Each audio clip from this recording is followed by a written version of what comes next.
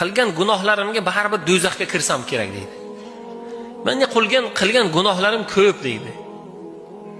Birodar, sizni ko'pingiz bilan Alloh taoloning ko'pini orasida ancha narsa bor. Siz uchun ko'p bo'lgan narsa Alloh uchun qadrsiz. Misol aytaman. Dunyoda 8 milliardga yaqin odam bor. Alloh taolo aytayapti, 8 milliard odamning xohishlari bor-ku mana. Hozirdan to vafot etguningizgacha niyatlaringiz bor-ku, orzularingiz. Bitta mashina emas, 100 ta mashina. Bitta uy emas, 1000 ta uy.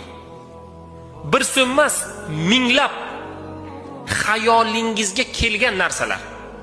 Siz aniq unga yetisha olmaysiz, lekin xayolingizga katta narsalar kelyapti. Alloh taolo aytadi, 8 milliard odamning xayolida yetishib bo'lmas orzularini hammasini bersam. Siz bitta, ikkita, 10 ta uy niyat qilyapsiz. Alloh o'sha 10 ta uy emas, 1000 ta uy bersa.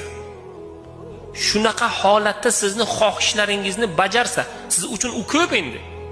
1000 ta uyi bor odam endi unga juda ko'p uy bor degan. Sanog'ini bilmaydi, qayerdaligini ham bilmasa kerak agar 1000 ta uy bor odamlar. Hatto o'zining uylarini manzillariga adashsa kerak. Alloh taolo nima deyapti? Mana shu hamma butun dunyodagi tirik insonlarning hammasini xohishlarini bajarsam, meni mulkimdan nima kamaytiradi? Katta dengizga safar qilganlar biladi. Katta dengizdan bitta ignani uchini botirib olgancha suvni ham kamaytira olmaydi deydi Alloh taolo. Dengizda bitta ignani uchini shunday botirib, shunday olsangiz, dengizni suvdan kamayganligi bilinadimi? Yo'q.